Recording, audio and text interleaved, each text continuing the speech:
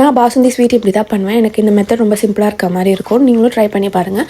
பால் எடுத்துகிட்டு நல்லா கொதிக்கணும். அந்த பால் கொதிக்கும் போது கொஞ்சம் பால் எடுத்து அதில் சாஃப்ரான் போட்டு வச்சுக்கணும். அதுக்கப்புறம் அது நல்லா கொதிச்ச உடனே நான் சுகருக்கு பதிலாக கண்டென்ஸ் மில்க் யூஸ் பண்ணுவேன். ஸோ சுகருக்கு பதிலாக கண்டென்ஸ் மில்க் யூஸ் பண்ணும்போது கொஞ்சம் திக்னஸும் க்ரீமி டெக்ஸ்டரும் நம்மளுக்கு கிடைக்கும். அதனால நான் அதை யூஸ் பண்ணுவேன். அது நல்லா கொதிக்க சுண்ட விடணும். சைடில் வந்து ஆடை வந்துகிட்டே இருக்கும். அதை வந்து நீங்கள் ஒரு ஸ்பூன் வச்சு எடுத்து அதை விட்டுட்டே இருங்க. ஸோ அப்போ தான் வந்து நம்மளுக்கு அந்த பாசுந்தியோட அந்த மாதிரி ஒரு டெக்ஸ்டர் கிடைக்கும்.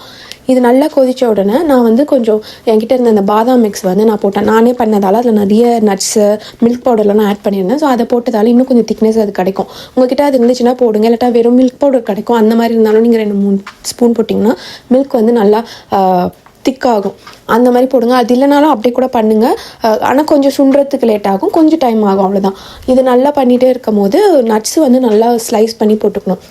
கேஷ்யூ, பிஸ்தா, அதுக்கப்புறம் பாதாம். நான் வந்து இந்த நட்ஸ் ஸ்லைஸர் வாங்கியிருந்தேன் அமேசானில். சூப்பராக வந்து அது கொஞ்சம் போட்டாலே இவ்வளோ வந்து நட்ஸ் வந்து ஸ்லைஸ் பண்ணி கொடுத்துச்சு. ஸோ அதை போட்டு நல்லா மிக்ஸ் பண்ணிவிட்டு ஏலக்காய் வந்து தட்டி போட்டிங்கன்னா சூப்பராக உங்களுக்கு வந்து பாசுந்தி ரெடி ஆகிடும். நீங்கள் வந்து டேஸ்ட் பண்ணி பாருங்கள். சுகர் உங்களுக்கு கம்மியாக இருக்க மாதிரி இருந்துச்சுன்னா சுகர் கொஞ்சம் ஆட் பண்ணிக்கோங்க.